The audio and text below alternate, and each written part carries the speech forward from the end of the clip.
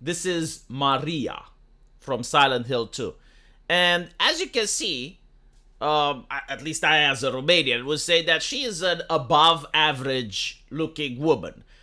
She is dressed modestly, like we do not see plump tits and big cleavage.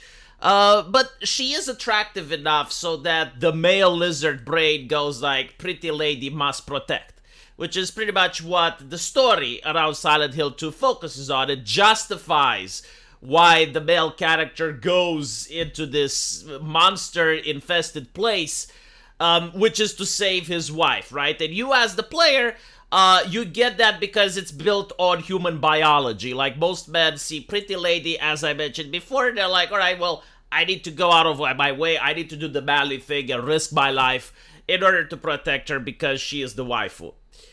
This is Maria from the Silent 2 remake after she transitioned to becoming a staunch Democrat.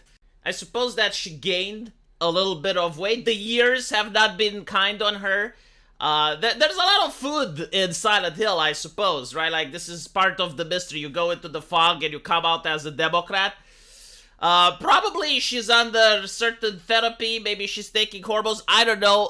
Grok doesn't know either. As you can see here, artificial intelligence, which primary function is facial recognition. It's one of the most coveted aspects of AI technology. Says that based on the image provided, the character in question appears to be a male. The character's facial features, hair, and clothing style suggest the male identity. However, it's always best to refer to the official sources, right? So I gotta call it the devs. It's like, are you sure you guys like portrayed Maria over there? Did you not accidentally place a different asset? Like, what is going on? And of course, the answer to what is going on is that a lot of the resources from the game have to be diverted to the grifters. They have to be diverted to the consultants, to the Sweet Baby-like company, which is why it's very likely the game is going to come out as a buggy mess, right? Because when you take resources from what's important, and that is gameplay, aesthetics, right? You don't buy a graphics card in order to see the new Maria. Immersion, like, it doesn't really make sense why the male character is risking himself up. It's almost like a story about old people fucking, right? Like, why is it that every single female character in video game has to look 45? Like, I'm not saying that they have to look 18 either, but can we at least struggle to go to like a 25? Like, a 25-year-old female protagonist would probably be better than the 45-year-old. And by the way, my wife noticed this. Like, I didn't even pay attention. But my wife was watching Wheel of Time on Netflix, and she's like, why are all the witches looking as if they're 45-year-olds? And they're with these top-tier men, like these 10 out of 10 husbandos. Like, do they not have other women to pick from? Like, it's immersion breaking, basically, right? Because there is just so much social ideology and training that you can try to drill into a human being until they're like, well, yeah, but like what you're telling me goes against human nature. Like, it's not realistic to believe. But, you know, I'm pretty sure they didn't tinker with her personality. Can you imagine, like, that scene where she's in jail and she's trying to seduce the character?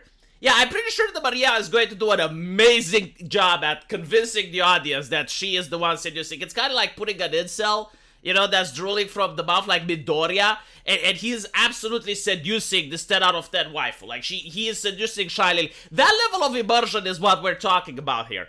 So as you can see, you know, the company that they probably paid a lot of money for has sensitive issue assessment.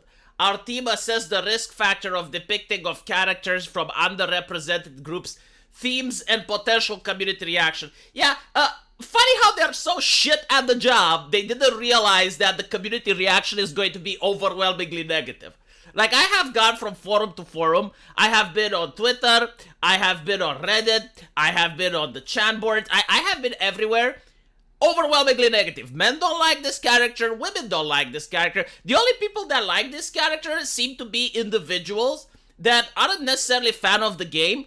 But every single time you get like a woke game, they defend it. So they move like from franchise to franchise to franchise. You know, like, first of all, they move to Stellar Blade. They attack that. Then they move to Hades, they defend that. Now they're moving to Silent Hill. They're defending it. It seems like they're all over the place. It's not like they have roots in a particular community or that they actually care about something. It's almost like they're grants for hire on the internet. That's the only type of people that are defending this decision. And it's also the other type of forums that have extreme censorship. So if you remotely disagree with the aesthetics, you get banned. So obviously, if you ban everyone that disagrees, then you have like some traffic over there. You know, like they may have like 2 people on those forums that unironically think, oh yeah, like this is great, this is amazing. The interesting thing is the gaslighting though, right? Like this is why I hate it the most, is that there was no problem with the old Maria. None whatsoever, right? The male character still looks like the male character from the previous games. It's just that the new character, Maria, looks androgenized and made older. She looks like a 45-year-old Democrat. And the idea is that everyone likes this, right? Like, you gotta pretend that it's amazing, that it's good, when in reality, they just despise the male gaze. They want people to believe that if you're a young man and you have the male gaze, there is something wrong with you. It's pathological. So there is the evil undertones under it that really pisses me off. And then, of course, is the fact that when you see that this is the priority of a company, you realize that it's not just the aesthetics that is this priority to, as they say, focus on potential community reaction. In other words, like the 5 cringe weirdos on Twitter. That's the community they care about.